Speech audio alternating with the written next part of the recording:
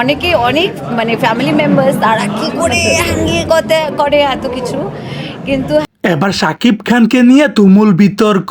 ওপার বাংলার জনপ্রিয় অভিনেত্রী কোয়েল মল্লিক নাকি ভীষণ ক্ষুব্ধ। কারণ কি জানেন, শাকিব খানের বহুল আলোচিত সিনেমা প্রিন্সের মধ্যে থাকতে চলেছে বড় একটি সারপ্রাইজ। শাকিব খানের এই সিনেমার মধ্যে প্রথমবারের মতো কেমিও করতে যাচ্ছেন বলিউডের জনপ্রিয় তারকা Priyanka Chopra. I have so many questions for my dogs. Are you kidding?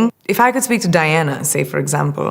আর এই খবরটি সামনে আসতেই শুরু হয়ে গেছে ভেজাল। শাকিব প্রিয়াঙ্কার জুটি কোনোভাবেই মেনে নিতে পারছেন না অভিনেত্রী কোয়েল মল্লিক, এমনটাই গুঞ্জন উঠেছে। শাকিব খান ও প্রিয়াঙ্কা চোপড়ার ছবি একটি দেখে কোয়েল মল্লিক তো রীতিমতো রেগে মেগে বলেই ফেলেছেন, শাকিব তোর এই লুচ্চামি বাদ দে, তুই কি আর ভালো হবি না?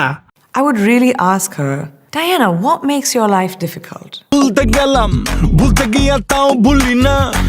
কোয়েল মল্লিকের এমন মন্তব্যে পুরো সোশ্যাল মিডিয়ার মধ্যে এক আগুনের উত্তাপ বয়ে যাচ্ছে। আমি প্রিন্স, আমি খেলতে আসি নাই, আমি খেলা শেখাতে এসেছি। এবার খেলা হবে শাকিব খানের প্রিন্সের টিজার খুব শীঘ্রই আসতে চলেছে। আর কে কে অপেক্ষায় রয়েছেন আমার মতো, অবশ্যই ব্যক্তিগত মতামতটি জানিয়ে দিবেন ভিডিওর কমেন্ট বক্সে।